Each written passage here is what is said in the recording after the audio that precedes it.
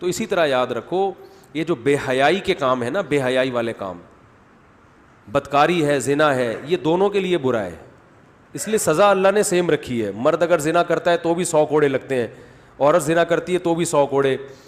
مرد شادی شدہ زنا کرے گا تو رجم ہے، عورت کو بھی رجم ہے. لیکن جہاں زنا کی سزا کی بات آئی ہے نا تو اللہ نے عورت کا ذکر پہلے کیا کہ اس کو سزا دو، مرد کا دوسرے نمبر پہ کیا ہے.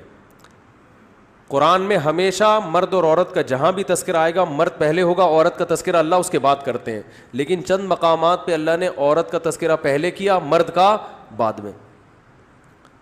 جیسے زنا کی جہاں بات آئی ہے، الزانیۃ والزانی، زنا کرنے والی عورت اور مرد دونوں کو کوڑے مارو، تو پہلے ذکر اس لیے کیا ہے کہ عورت کے لیے زنا کرنا زیادہ برا ہے، کیونکہ عورت میں حیا بھی ہوتی ہے جو اس کو برائی زنا سے روکتی ہے.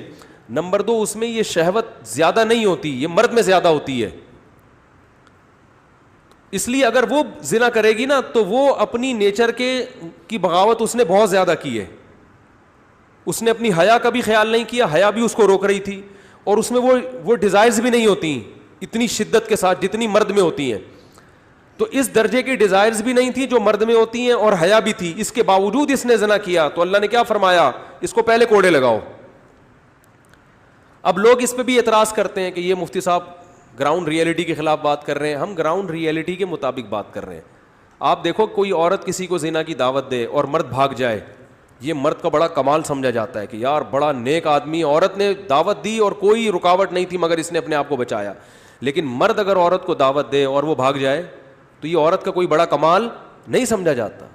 زیادہ تر عورتیں اپنے آپ کو اس برائی سے بچاتی ہیں، ان میں وہ ڈیزائرز نہیں ہوتی جو مردوں میں رکھی ہیں.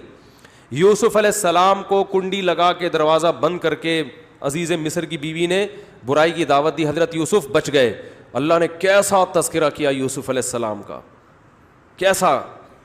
نبی صلی اللہ علیہ وسلم نے فرمایا 7 آدمیوں کو اللہ قیامت میں اپنے عرش میں جگہ دے گا، ان میں ایک وہ شخص بھی ہے، نوجوان بھی، جسے خوبصورت عورت زنا کی دعوت دے اور وہ بچ جائے. تو یہ فضیلت عورت کے لیے کیوں نہیں ہے؟ اس لیے کہ اس میں یہ ڈیزائرز نہیں ہوتی. تو دونوں کو ایک ہی لاٹھی سے جو بھی پاگل ہانکے گا وہ اپنا علاج کرائے.